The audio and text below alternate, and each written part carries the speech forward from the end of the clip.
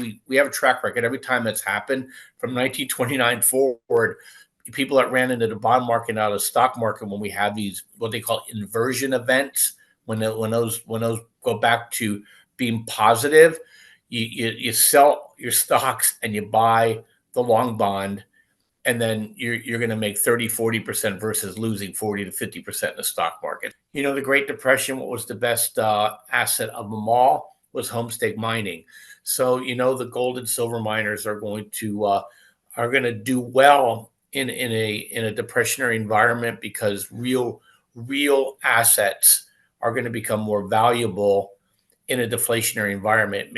It's counterintuitive. People think, oh, inflation, gold, but gold does extremely well when you have basically a deflationary collapse too, because it holds its value over something else.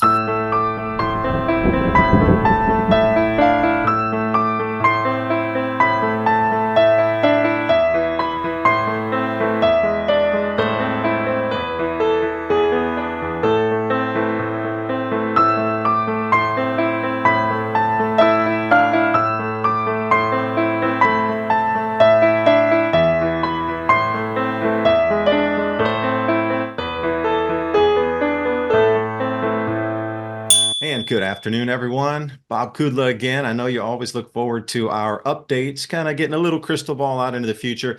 It's just trends. You can see more of the trend than call it specific. So if you can wrap into the trend and then do some of your own analysis in on that laser niche that you're looking for, particularly to help you get through these times that we all see are changing. The silent scream might be more the way we could call this, where you're getting all this unemployment, you got prices rising everywhere across everything. It doesn't matter what you buy, it's more expensive. And then, dollar strong across the world. But what comes next after this or during this event? I'm not sure, because I wanted to talk about my personal experiences traveling. And then Bob wanted to talk about credit card data and kind of how this all melds together of what I've seen, because, I've just traveled for 4 months. I'm just back to the US, but I've seen 3 instances of money, 50% decline, doubling in prices, and how that affected the society. So hopefully we can get something out of our talk today. So Bob, thanks for joining, and the floor is yours. Yeah, Dave, yeah, thanks for having me. You are right. So what's going on right now is, with the interest rates being pegged relatively high in the United States, it's causing the dollar to have strength, which is destroying all other currencies around the world. And not sure how much longer they're going to be able to continue to do that until somebody's going to blow up big time, i.e. like the Asian crisis of 1998 or the peso crisis that we had in Mexico earlier than that. And I think then you'll see a reversal, in the dollar. The other thing too with that is that Janet Yellen's playing a very dangerous game by only selling treasuries that are very, very short duration. And what that allows the bankers to do is to obviously collect that premium, but they don't get dinged on it as an offset against their capital requirements. They're able to actually leverage that as treated as cash, and they can leverage that up, I think, 8 to 1. And that's what's been pushing on the stock market, because the bankers turn right around and they push that extra cash into speculative assets, not really necessarily lending it out, as you can see. So we have that moving on. That's why people are so confused why inflation is running hot, employment is drifting up, and you can say it's probably much higher than they're announcing it, but yet the stock market keeps moving higher. But that's the reason why, is because they're pushing more and more and more leverage, into the system. And it all ends when she can't do that anymore. And you get the refunds that are, when I mean refunds, the refunding or the refinancing of this debt becomes, in the trillions every year. And it's just going to become an absolute chaotic event when they have to go out on the futures curve, which it will sooner or later, and then the dollar rolls over. That affects the stock market. That affects commodity prices, which affects inflation. And even with the strong dollar, Dave, they still can't get inflation under control because if you notice, every time interest rates creep up, energy prices creep up with it. So they're being counteracted on now. There's no Goldilocks anymore, and higher energy prices just obviously, as you know, just siphon right through the entire supply chain and back out to the retail person. So that's what we're dealing with. I kind of was joking with you. This is the silent scream because anybody on a fixed income is now having to make decisions in their life, and these decisions are really interesting. From a psychological standpoint, Americans in general aren't used to picking between have to have spending and want to have spending. And basically, the money is drying up for the want to have spending. And that has dire implications for our economy because want to have spending is things like you like to do, but you don't have to do, obviously. And those are the things that give you, I think, happiness, in terms of things to look forward to. Nobody wants to work to live. They want to work to have something beyond just living. And I mean, hey, taking your kids to camp or to, taekwondo camp or to soccer camp or, you getting your nails done or you go and getting a massage, you taking a trip, you going out to eat, have a gym membership. All these things are starting to dry up, and you can see it. The RV sales are down, gym memberships are down. I mean, you see the offers they're putting out there now. Car sales are getting absolutely obliterated right now, and you got credit card defaults are increasing rapidly. And this is what one of the things that was basically the pinprick of the bubble in 2008 is basically just people just could not maintain the lifestyle, and they ran up their cards and then they had a default. And we're going to get this default cycle right in the middle of a commercial real estate crisis as well. So you're going to have a lot of things stacked up on you, and it's not going to be pretty. And the problem with this, Dave, it's insidious. It's not like, hey, this stuff's going to just go down. This stuff's starting to get baked in. I mean, I went out to dinner last night and I hate it. I only go because, you got to get out of the house sometime. But I mean, I had spaghetti and meatballs. My wife had swordfish. Okay. And it was with tip, it was $110. I mean, absolutely insane. The markups these guys are throwing on there because, the sales volumes aren't where they used to be and employee expenses are running high. Well, how many people can do that on a normal basis? Very, very few.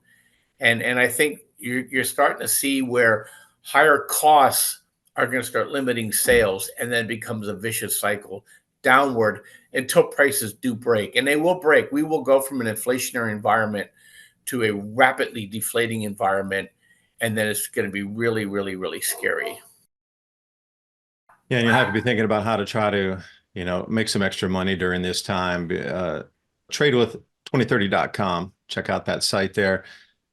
With Bob here and their trading rooms and also different ideas of how to get into the markets when these changing times, up or down, both. There's ways to, to make more money as you're moving through this. And that's another thing is if you're sitting back here, poor, broke, depressed, and thinking negative thoughts all day long, every day, your life's just going to get worse. You're going to get into that downward spiral as well.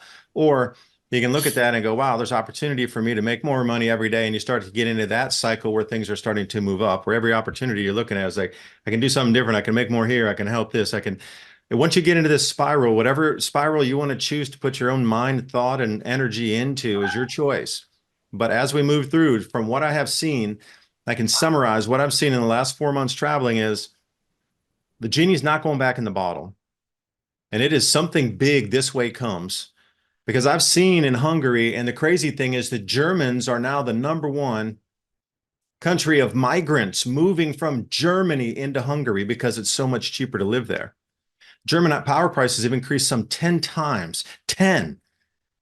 An enormous amount of businesses are gone. Up 60% of all German businesses have closed. And that's even large factories like Bosch and BASF and a few others have closed over there. And it's a downward spiral, and their car prices down 40%, and people are looking to escape. And this was the interesting thing, is we had a chuckle about this, and it's kind of that people were stuck behind the wall there, East and West Berlin, and trying to get over to West Berlin, but now they're running over into Hungary, which was before, in the Soviet region, in the Soviet Union's grasp of that point. Things have changed so drastically that Germans are trying to escape Germany because they can't live. They can't exist there. So they're going to Hungary because it's so much cheaper.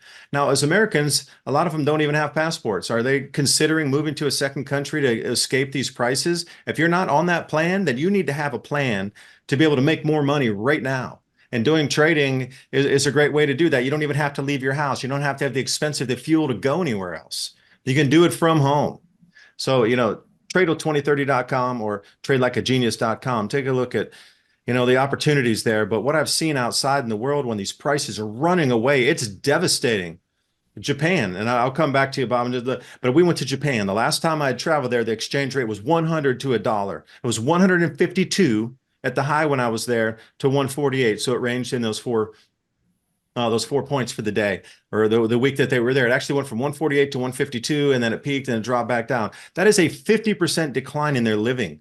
And they were screaming about it. They were angry about it. They were depressed about it. And the whole society reverberated with that. Everything's way more expensive, and we got to work twice as hard for half as much stuff. And then Croatia, they abandoned their native currency, the kuna, and started using exclusively the euro, and their prices doubled. Everything doubled. When we went there the last time to this time when we traveled back, because I was doing some research for my Patreon subscribers out there about the high tide events, possibly in October of 2024 in the naval museums and this sort of thing. Doubling in prices, everything doubled. And then Hungary, 40% food inflation in a few months. And they're looking, because of a super freeze that rocked through there, snow down to Slovenia and further down, right near the Croatian border. They had a super freeze event come in after everything bloomed out on an early spring season. They're looking at 100% losses of anything that bloomed in fruit, veg, and also vines. They were looking at, it's a wine industry all across Central Europe there.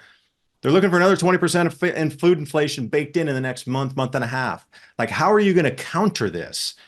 How do you protect yourself against this? And that's why Bob's here to talk about some of these things. So, and I rambled there. I think I even lost my point, because it's devastating for a society when this happens. You have no idea how people react. The menus are changing by the minute, putting stickers in, and people they're just their minds are broken at this point. You worked your whole life and you can only buy half as much stuff, and you look out to next week where it's going to even get more expensive. That's not a life I want to have. And hopefully, our conversation today can prevent you from having that same life and look in a different direction to possibly protect yourself and then gain during this time. I don't want to live in that world, what I saw out there. So, Bob, I'm glad you're with me today. Your point's well taken, is that it's insidious, and it's also going to be permanent. So you got to remember, all the politicians are gaslighting everybody here. They're basically not listening to the people. And Germany is a classic example. I mean, my head's scratching. The Germans are so cheap. I'm German, and we put up with people raising their prices this much. If people, I think a light switch is going off. I mean, you can see it politically, right? Argentina went right. Hungary went right. I think Netherlands went right. Another country went right in Europe. It's because people now are like, you guys aren't listening to me. You're conducting a different agenda than representing us. And I think that's what's reverbing around. When the left goes crazy, the right always reacts. And it's not always good and pleasant, as we know, looking at World War II, when the right reacts to the left. You tend to have civil wars and conflicts. And on top of the food prices, and that's the thing that people don't understand. If you and I were talking 200 years ago, and what's happening in Europe with the weather is happening, this is when people died of famine. You should thank God that there's a global market for food and technology that's available, or there'd be famines today, because you can actually shift food here and there. But the problem now is that countries that run deficits have to be able to export in addition to their deficits in order to maintain a standard of living. And they can't do it anymore. with food costs and energy costs going up, it basically checkmates the money changers. And you and I talked about it. When you and I first started talking, Dave, I don't know, 10 years ago, we started doing this together. We said they're going to be able to get away with it until food and oil ignores them. And we're at that point. And they don't know what to do. That's why the Fed can't lower interest rates. Inflation would go to 20% in the United States if they dropped interest rates back down to zero again. Now they may be they may be forced to do it because they're always going to take the easiest of the two routes out. They rather try to deal with inflation than deal with a deflationary collapse, which is probably on the horizon if they don't lower the interest rates. But the problem with inflation is that we now have 50% of the population going on fixed income. Okay. And you're basically going to guarantee starvation and poverty of the elderly. And I think this is will cause great economic and political chaos. And so that's the bad news. The good news is that there's always a way in which you can outrun these things through trading. So if you get inflation, you and I were talking before we went online, every time they raise interest rates or interest rates rise in the United States, energy prices go up with it. Okay. Well, you can complain about it or you can just own the energy companies, right? And same with food. Food prices, we're really lucky here. Food based on the the prices that are coming out of the ground versus retail prices, there's a big cushion in there on the supply chain. So there's ways in which you're going to be able to make money on the food. We're in and out of food companies. I love companies like Archer Daniel Midlands. Those companies as the food price starts to escalate, that company goes up in value. And so you look at that, and then if we go into a deflationary environment, you just sell everything and you buy the long bond in the United States. And people say, well, why would I want to buy a bond in a country that can't pay their bills? Because everybody and their brother is going to be rushing out of other assets. And that's the safest of all the assets is the treasury, because they'll either tax you or inflate away the debt.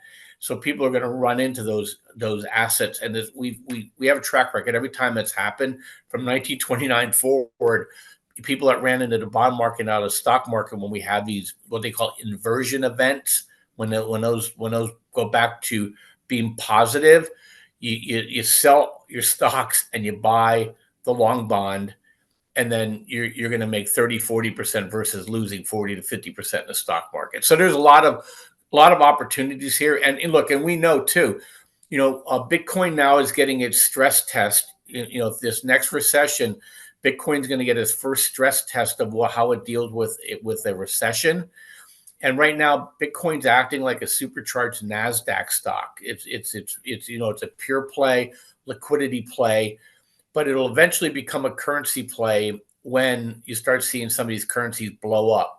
I.e., look at Venezuela now. They're trying to trade now in Bitcoin for oil, primarily getting around sanctions, but also number two, it's more stable than their own currency. So, Bitcoin's going to be a player out there. And then there's a whole host of companies that basically circle that. You got the Bitcoin miners, you got the Bitcoin ETFs, and you also got the proxies like Coinbase and MicroStrategy. So there's going to be opportunities there. And of course, the Great Depression, what was the best asset of them all was homestake mining.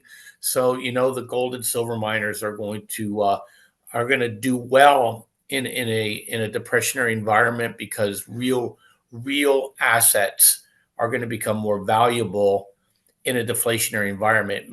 It's counterintuitive. People think, oh, inflation, gold, but gold does extremely well when you have basically a deflationary collapse too, because it holds its value over something else. So there's tremendous opportunities out there. And look, unless like you get a nuclear attack here, none of these things were ever surprises. Okay, the 29 crash, people had months to understand that was coming. The crash that we had in 87, 6 weeks warning it was coming. The COVID crash, people had 6 to 8 weeks warning on that. You could see it. Big money can't hide from the public view. It's as if their mentality prevents them from taking action on it. the 2008 collapse, it was 18 months coming. I mean, you started real estate collapsing in 2006. It took almost the middle of 2008 for the whole ball of wax to get unwound. So, and the same thing with the 2000 tech crash, right? We knew, I was in tech at that time. We knew 3 months ahead of time that we basically front ran 2 years worth of sales to hit Y2K. And so what I'm telling people here now is that consider us canaries in the coal mine here. We're telling you probably sometime this fall, we're going to be into major crash mode. When I mean crash mode, you're not going to wake up 20% down. It means it's rolling over like a roller coaster all through 2025. And it's going to be persistent, and it's going to tax you. And when I mean tax you, it's mentally and emotionally and physically, it's going to wear you out, because at the same time, companies are going to be shutting employees to try to maintain any kind of stock price that they have. Just under 1,500 years ago, something terrifying happened to the world's climate, something nobody could understand. The sun began to go dark. Rain, the color of blood, poured from the skies. Clouds of fine dust enveloped the earth. Winter gripped the land for 2 years. Then came drought, famine, plague, and death. Whole cities were wiped out. Civilizations crumbled, and nobody knew what had happened. It was a catastrophe that affected millions and millions of people all around the world. But what was it? A catastrophic climatic event buried in the heart of the Dark Ages. This mid-6th century catastrophe was the most important date in the history of the past 2,000 years. This event created the world we live in today. Something far removed from the minds of everyday peoples of our modern times, unbeknownst to most, the catastrophe could at any time happen again. The volcanic winter was caused by at least 3 simultaneous eruptions of uncertain origin, with several possible locations proposed in various continents. There is even evidence of an extraterrestrial factor. A possible origin for this object could be the Taurid meteor stream. This stream is the result of the fragmentation of a much larger comet some 20,000 years ago. The Earth passes through the Taurid stream in November and June each year, resulting in regular meteor showers normally consisting of microscopic dust particles. A fragmentation of the stream is thought to have occurred around 500. It is possible that a fragment could then have collided with the Earth as it passed through the beta portion of the stream early in 536, causing the atmospheric dust veil event. The relevance is crop failures for several years in a row. While the dust veil was present, it may have caused widespread starvation, leading to an increased susceptibility to disease among the remaining population. Small comets had previously been thought to be less hazardous than small asteroids, but estimates show that a small comet fragment can have a global effect. In early AD 536, or possibly even late 535, an eruption or eruptions ejected massive amounts of sulfate aerosols into the atmosphere. The solar radiation reaching the Earth's surface reduced dramatically, and this rapidly cooled the atmosphere. Despite what the global warming nuts say, the sun seems to be the main driver of temperature and climate. The main historical aspect of the period around 536 may also be the most significant, especially to those descendants of the survivors. Who would be us today? This period coincides with a mass population decrease in Europe, in the Americas, the Middle East, and in Asia. In Europe, this is commonly known as the Justinian period, named after the Justinian plague, and is believed to be the first appearance of the Black Death in Europe. Meanwhile, in the Mayan Empire, things were looking bad. Researchers have realized that there is a 100-year gap in the civilization's productivity starting in 540, suggesting a dark age. The civilization experienced mass crop failure, which led to disease, starvation, and likely internal strife. People evacuated cities in and around present-day El Salvador. Cities that were left behind experienced a dark age, as evidenced by a gap in written records and a sudden decrease in construction in Maya city centers during the 6th century. In China, 536 was no better. frost and snow in July and August that killed the seedling crop, causing a major famine the following autumn. Weather was so severe that 70 to 80% of the people starved to death. Procopius. The sun gave forth its light without brightness, like the moon, during this whole year, and it seemed exceedingly like the sun in eclipse. The sun was dark, and its darkness lasted for 18 months. Each day it shone for about 4 hours, and still this light was only a feeble shadow. Michael the Syrian. If such an event happened today, and crops failed over a significant part of the globe for several consecutive years, then once again a large percentage of the world's population would face starvation. Thankfully, unlike the peoples of the worst year to be alive, we don't have to worry about not having food to last. We have my Patriot supply. And right now, you can save $200 on a 3-month food kit with Adapt 2030. Adapt and stay prepared. Tesla just reported. Before they reported, they announced they're going to get rid of 10% of their workforce. Okay, and you know, and Tesla, that whole EV thing is collapsing on the left too. People don't want the cars, and so you're going to have tremendous opportunities to take advantage of these things. So I want to give people encouragement in the midst of this gloom. Dave and I are being gloomy because we want people to listen. And we know in social media, if we told you everything's great, you would ignore us. But if we tell you the world's going to end tomorrow, you're going to at least listen to us, and then you're going to at least have an opportunity to take advantage of the assets that are going to really do well in that environment, and they will. So that's kind of my message back, my rant back to you, Dave, is that look, things are bad. You can see it. I don't think at any point people can deny the fact that things are not right.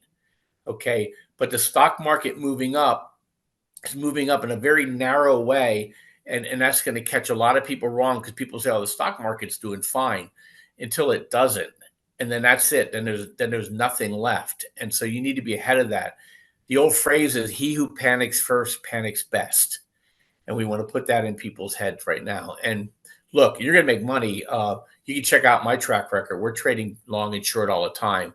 And there's plenty of opportunities here with the markets. And I think you'll find that you can stay ahead of the monster if you just pay attention and take advantage of, what we do. We basically use our algorithms to trade it. Yeah, number one, always set a stop loss. I learn from the mistakes. Hey, and I want to ask you just maybe I'll throw 2 questions at you here, just quickies. And yeah, what you mentioned, commercial was going on at the same time that individuals with the credit cards. You should get in the personal debt and then also the commercial debt kind of stagnant. And definitely, like, when's the last time that occurred where you get the rolling over and you're getting that happening at both sectors at the exact same time? And then the other one, it was 1.1 trillion to service our debt as of last month, but in late November, it'll be 1.6 trillion. Like, you can already see that math moving forward. When it gets over 2 trillion, 3 trillion just to service the debt, at what point do people wake up across the world or whatnot and say, they just can't issue any more treasuries that'll really offset anything? Yeah, well, I'll answer the second one first. Is that because we're the reserve currency, the Federal Reserve will buy up all the debt that nobody else will buy. Mm-hmm. Okay, and that means inflation. That's what kind of where I was getting at there. Yeah, that'll create stagflation into what I would call. I'm going to say we're going to go into hyperinflation, but it'll cause stagflation for sure. And they'll eventually drive the interest rates down to zero because they're going to take the easy way out. Never. This is a perfect storm, and you can actually add demographics to that too, Dave. So you have an environment. Think about this. I'm at a point in my life where normally I would downsize, right? But I just love where I live. But if I put my house on the market, I don't know who's going to be able to buy my house. I live in coastal Southern California. I don't know who these people are, that can afford to buy my house at the price they say it's worth. I know my daughter won't be able to buy my house. It may be gifted to her upon our demise, but she can't buy my house, and she makes good money. Okay. And so you're at a point here where You got assets that are locked up on people, right? They can't monetize it. Credit's going to dry up, so they won't be able to use home equity lines of credit. And then you have the work from home phenomenon and an unemployment phenomenon that are keeping people out of office spaces. Okay. Then you got retailers rolling up here. And I'm going to go off on a side tangent because I think it's really important for people to understand what's happening really in commercial real estate. So the work from home movement is real, and it's permanent. Okay. Some companies complain about it. Most companies are really, really happy about it. They realize that any potential loss in productivity is way more than made up for in terms of employee satisfaction, and also the cost savings they have in terms of the maintenance and the utilities and the rent that they have to pay. And these are typically in Class A, high cost cities. And the people have diffused out, so you don't get the same salary pressure who somebody just bailed out of San Francisco and moved to Reno, right? So, they're not going to be screaming at you for, I need another 20, 30% increase so I can live in San Francisco. Some of that sell pressure came off, and people are shedding real estate like crazy. Okay. On the retail side is that the technology with the Amazon phenomenon is such that companies like, look, I don't need as much Class A highly viz space now to sell my products. I just need really good social media to inform my clients, potential clients, of what I have to offer. And I'll invest my money in the distribution centers instead. And then the third area is restaurants. Okay. People used to have restaurants all over the place. And now with the rise of food delivery, is that they have less Class A restaurant space, and then they're investing into larger Class C kitchens. Okay, that will then, that's when you call an order in, that's where it pumps it right out to. It doesn't go to the store that's handling the in-store diner. It's going to a kitchen that's handling all the orders, and then they're going out on routes. So these things are all permanent. The next thing that's going to happen is in the AI robotics revolution that's in place now, where you're gonna actually even shrink the footprint even more. And here in Southern California, we have grocery stores now, Dave, that are shrinking their square footage. Okay, because of the rise of people buying and have just going out to their car, having it delivered to them. And it's being handled behind the scenes in warehouses, and they're shrinking their footprint. And they're also, if you notice in grocery stores, is that the lower end prices are going up, but the higher premium stuff, the stuff that sits at the eye level top shelf, if you notice all the sales on all those items, well, a lot of those are going to get discontinued, and you're going to see a shrinkage in the availability of diverse product lines. And that means they're going to shrink the footprints of these grocery stores as their leases come up. In California, a regular sized grocery store, you're looking at $90,000 plus a month for rent. Okay, where I live, so it would absolutely, if you could shrink the footprint and keep the same amount of sales, these guys are going to do it, and they're going to be renegotiating hard. And so that, to me, is, I don't think people quite get that, because people are still in the mindset of, well, real estate's always a great investment. Well, it's a great investment until you get gated for 5 years on your commercial real estate investment because they can't find a seller and nobody's renting the property, and they won't let you out of your investment at par. They may let you out at a haircut. Okay, so that has dire implications. And then the follow on to that, Dave, is that then these cities' tax bases are getting eroded. Okay, and then the politicians are already pretty radical. They'll go full on communist and drive out the rest of the people with money. And then we're gonna be sitting here in this country with 50 or 60 black holes, okay, of just imploding revenue, imploding pensions. And if they think they're going to solve this problem by importing 5 million illegal immigrants that are dirt poor, I think people are sadly mistaken. They should be out there finding 5 million rich people and bringing them from other countries, but they're not doing that. So we're going to have this huge underclass. At the same time, these local entities can't support it, and that's why this thing gets pretty ugly here pretty fast. And on the real estate too, I'll tell you, I was out with friends on a boat, and we were driving, cruising by, and there was like a $2.5 million place right up on the lakeside, and I was, like, hey, I was just curious out of my own knowledge, like, what would you do? Like, what kind of monthly payments would that be if you're gonna? She looks at me and goes, anything at that price, they only pay cash. So, who are the buyers for some of these properties? Because, you look in America, everything's risen, what, 50, 100% over since COVID began.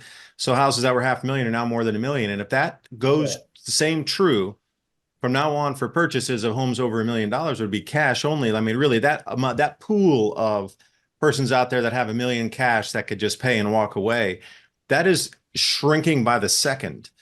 You got to look around the United States and see what the home median prices are now. And it's just absurd compared to what it was previous to COVID.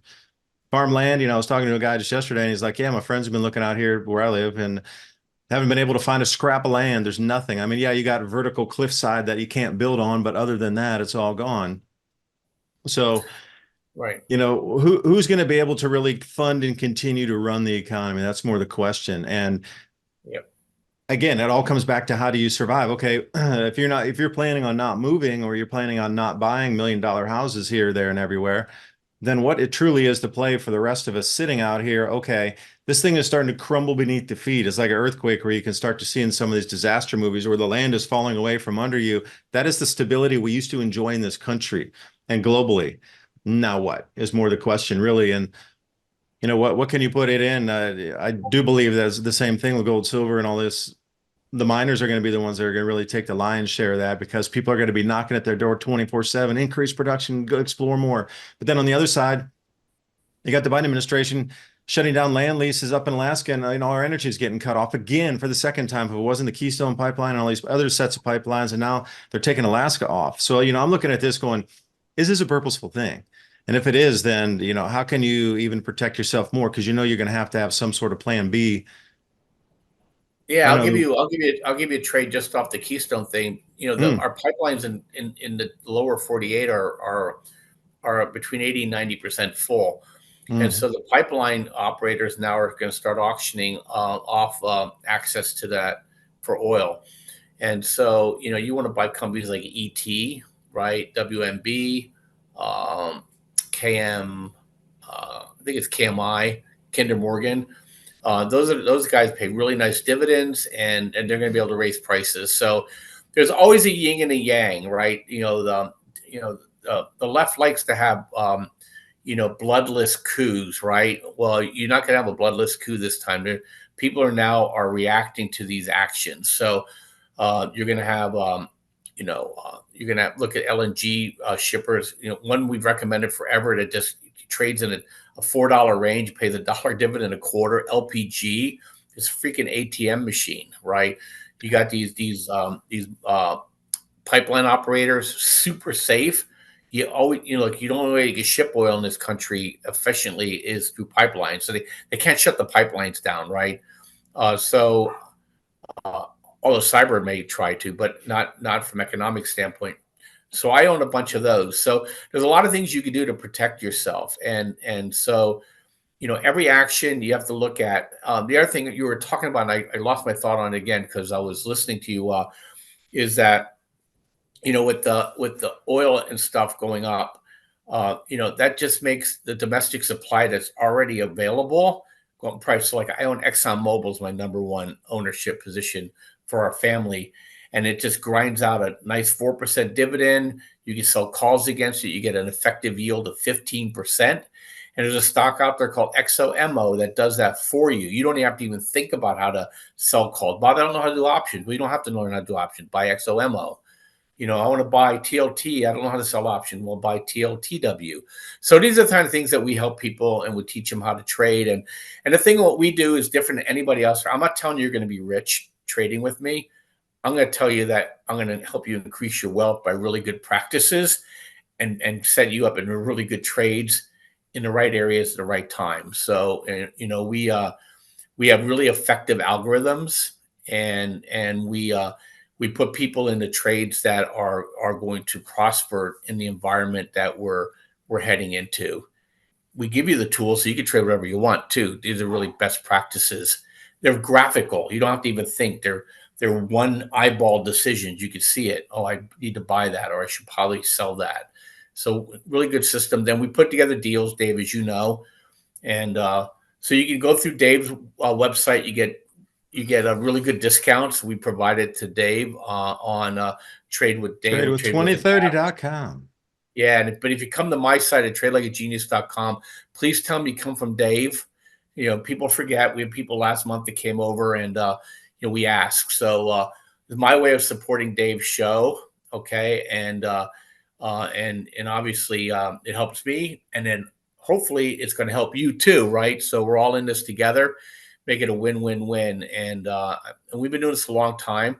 Dave was actually my first guy. We did this together. Just we were clinging to each other on the global warming stuff. You know, as I was starting my trading, and you were starting really ramping up Adapt, and things have played out exactly as we thought. And so I've been doing this a long time, and we think we're pretty good at it. So Bob's right. He's not going to make you rich. You're going to have your own mind and change that mind frame that you're going to become rich using the system here. And once you change that and you do decide that you will become rich enough and wealthy enough, not only carry yourself and your families through this transition, but help others along the way that might need that. That's when that's really a life worth living at that point. Because being poor and broke, you're not helping anybody. You're going to be the ones that are going to need help, and you're going to need the life raft.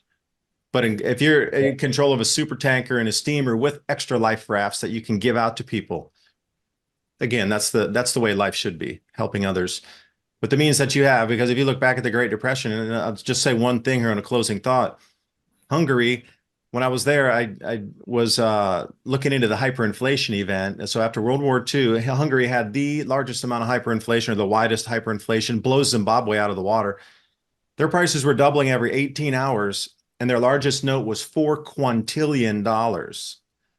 So those notes that were printed $4 quintillion, those are really very high value collector's items, because there were so few of them printed, and the numbers were just so outrageous that they didn't even put it on there. They just printed a B on it, you know, because quintillions, that's how high it went up in inflation there. So, you know, if anything's going to inflate away, and you can look at some of these prices and 18 hours doubling, I don't know. Nobody can handle that. So Preparedness2030.com. Bob, I appreciate your time, and I'll definitely, you know, share the comments again, and please ask your questions like last time. Some of the questions I'm asking Bob this time were from what I was reading in the comment box below. So please leave us a comment. If you have the questions, I'll be happy to ask next time we talk. So yeah, hey David, just in closing too, is that, guys, look, there's always opportunities in the sea of chaos. In fact, the more chaotic, the more profitable things can become. We talked about that before. You want to be actively pushing into the wind. You don't want the wind to push you. So you know, take advantage of this if this is something you want to get into.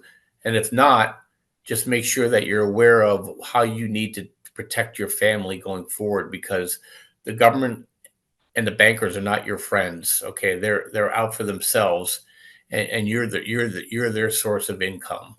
So make sure that you know that going in, and protect yourself and learn how to thrive in this environment.